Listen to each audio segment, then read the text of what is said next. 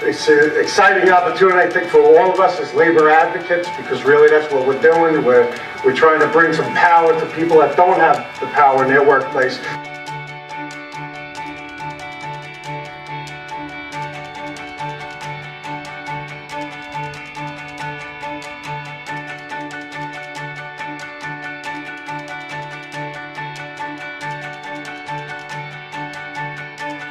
I know that there's some of you who are here that it was their first time, and I know it can be very overwhelming. So I just want to let you know that don't let it be overwhelming. You have a group, you have a team, everybody's here, we're all here doing this together. So just take a moment and just breathe and look through the packet. You know, at first you're a little bit nervous, but by the second or third appointment, you're going to fall right in.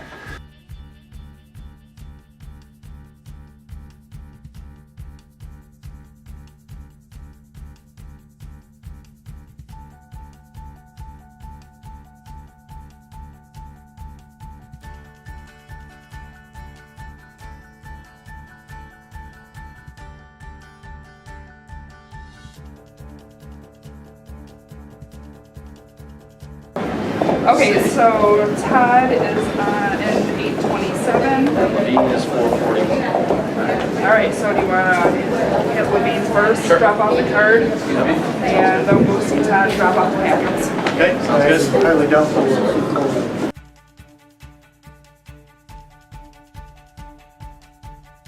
Be on time. We have tight schedules and time is precious, but don't give them a reason not to meet with you. If you give them that window where you miss the appointment, it's an easy way for them to blow you off. And we're not here for that. We're here to get some work done.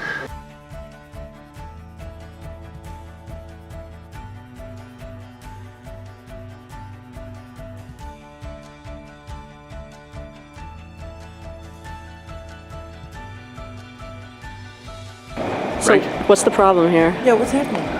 We can't get out. We, Well, we're like by this big staircase and we don't know how to get out of here to go to Swan Street.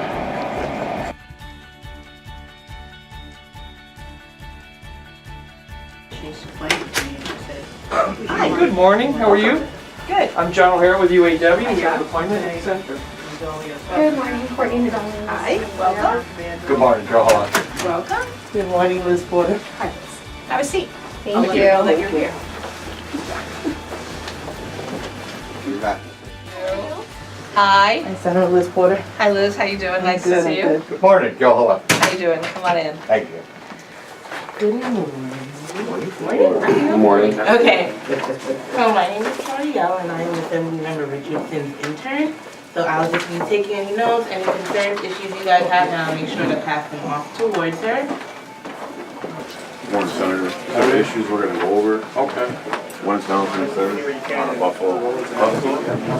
So I'll let you know, we got people from all over the state. Okay. UAW from Buffalo to Rochester, Syracuse, New York City. Okay. We have teachers, we have auto workers. Okay. And everything in between. Lawyers. Okay. We got 10 issues to talk about, and each one of us got one or two, so we're just gonna go around the room. Okay. Here you go. Great. Here's our packet. Thank you. It starts out with American-made vehicles right there. Okay. Union-made. Okay. UAW. Great. I'm actually one of your constituents. I live on 79th in York. Oh, okay. Ellen Where do you Holmes, work? Legal aid. Which office? In the Bronx, doing housing. Okay. Yeah. Great. Katie's gonna start with health, New York Health Assembly. It should be in order in your packet. Okay. UAW supports New York Health. It creates a universal single-payer healthcare plan that would be called New York Health to provide comprehensive healthcare coverage for all New Yorkers. This would create one individual marketplace, and constituents would still qualify for Medicare and Medicaid, and it would enable them to prepare quality health insurance coverage in one comprehensive managed care plan. Is this the new bill? This is introduced by Godfrey, in Assembly Bill number 5062, and the Senate Bill number by Perkins 3525. I'm not familiar with this bill, but the idea of creating a plan that would make sure that there was comprehensive health coverage for all people, and I know both business people and individuals have come to me about problems with the choices that they have now with the New York State of Health. So clearly, something to clean it up would make sense. So I would need to drill down into it a lot deeper to understand. Honestly, we have not spent a lot of time in the Senate yet talking about the different problems with this bill, but I would be happy to take a look and get back to you. Oh, thank you so much. I guess the first topic we'd like to discuss is New York Health. And sorry. Okay. And it's been through the Assembly and the Senate. Yes. And we're looking for some support on the. I'm a sponsor of the bill in the Senate. Well, thank you very much. We Absolutely. appreciate it. UAW supports the DREAM Act, but I believe that you, from the very diverse area of Queens, previously co-sponsored the DREAM Act, right? So we just thank you for your support on that.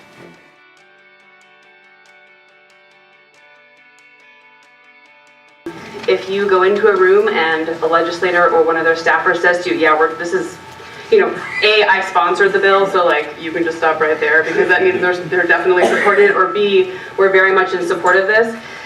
If your kid comes to you and says, I really want to borrow your car, and you're like, okay, and they're like, well, let me tell you the 50 reasons why I should borrow your car, like, you're going to get annoyed. So just say, thank you very much, we're so happy for your support, and move on to the next issue. Senator, are you, about Workforce Development Institute, supporter of it? Yes, definitely. We're looking for, just keep the same amount of money, $7 million into the budget line. Yeah, no, I think it's a great program, and we're more than happy to make sure that we support it. All right, thank you. Okay. Jennifer's going to talk about minimum wage. Okay, so UAW supports increase for minimum wage in order for working people to have a decent life. Well, I support the fight for 15. I would hope that it would get kicked in quicker, but I definitely support the fight for 15. Great, thanks for your support. Okay. Thank you.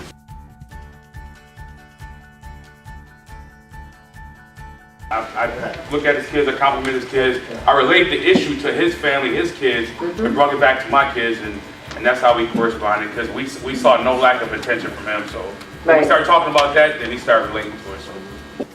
I live in New York City, I live in Crown Heights.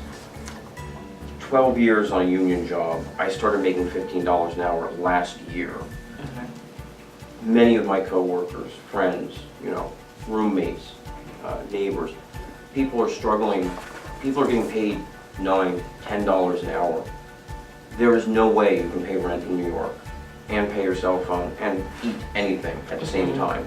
And people are having to make these decisions, never mind if healthcare issues come up or anything unexpected. And I mean, I know there's been some sectors of the workforce have already had increases.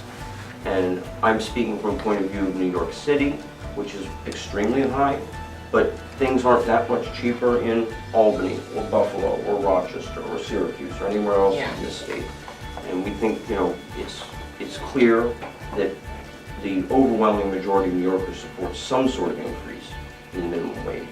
And a majority of the voters in New York State believe, a comfortable majority, believe that 15 is not an unreasonable number. 15 is an appropriate number.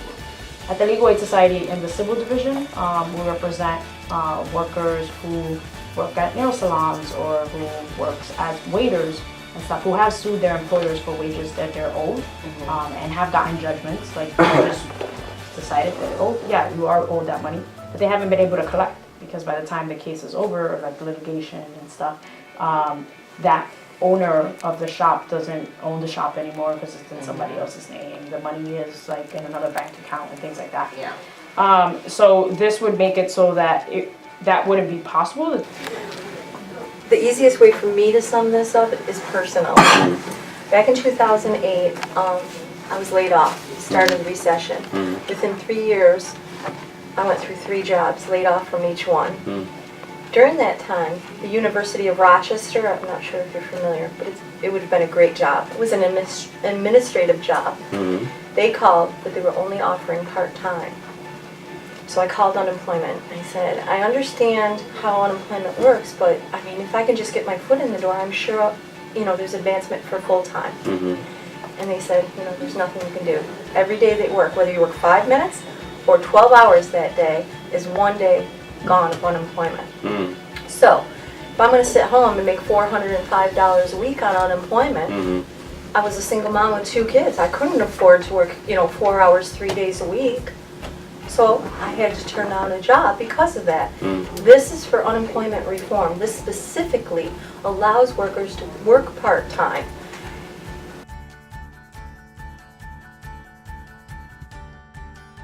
Thank you all for coming. You're very welcome. I hope you have a great rest of the day up here. Powerful session, wasn't it? Powerful session. Great job, guys. Great job, Team 3.